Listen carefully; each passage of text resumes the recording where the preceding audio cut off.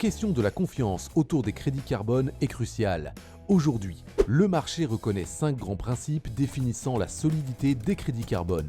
Mais quels sont-ils ? Alors le premier principe, c'est celui de la réalité scientifique. Il faut que ce qui est mesuré, ce qui est extrapolé à la rigueur, obéisse à une méthodologie et des pratiques qui fassent l'objet d'un consensus scientifique aujourd'hui et qui puissent être reconnus par la communauté scientifique. Alors le deuxième principe, c'est la vérifiabilité.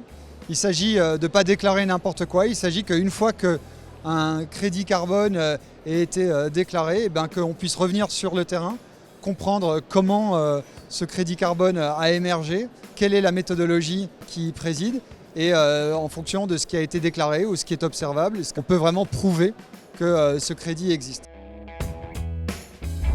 Le troisième point, c'est l'additionnalité. Et l'additionnalité, c'est peut-être un petit peu plus compliqué à comprendre, mais il s'agit de dire que l'agriculteur n'est pas payé pour quelque chose qu'il ferait déjà. En fait, le paiement va permettre à l'agriculteur soit de s'améliorer dans ses pratiques, soit de continuer des pratiques sur lesquelles il n'est pas encore tout à fait sûr de s'établir sur le long terme. Cette additionnalité, elle se traduit de plein de manières différentes. Par exemple, si un agriculteur est déjà inscrit dans un programme carbone, s'il s'inscrit dans un deuxième programme carbone, il n'y a plus d'additionnalité parce qu'il est déjà rémunéré pour quelque chose qu'il ferait sans cette deuxième rémunération. Ce sujet-là, il nous tient particulièrement à cœur et on va plus l'explorer. Le quatrième principe, c'est la permanence. Quand un acheteur vous achète un crédit pour le carbone que vous avez stocké dans vos sols, ce n'est pas pour que le carbone soit réémis le lendemain de cet achat.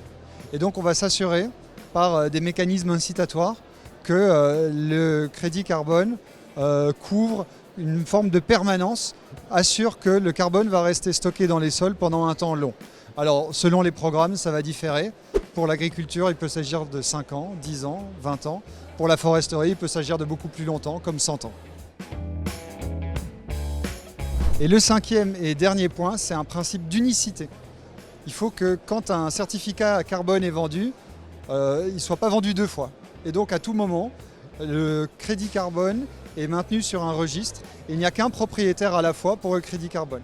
Certains peuvent ne vendre le crédit carbone qu'une fois, d'autres choisiront de le faire transiter à travers une filière par exemple.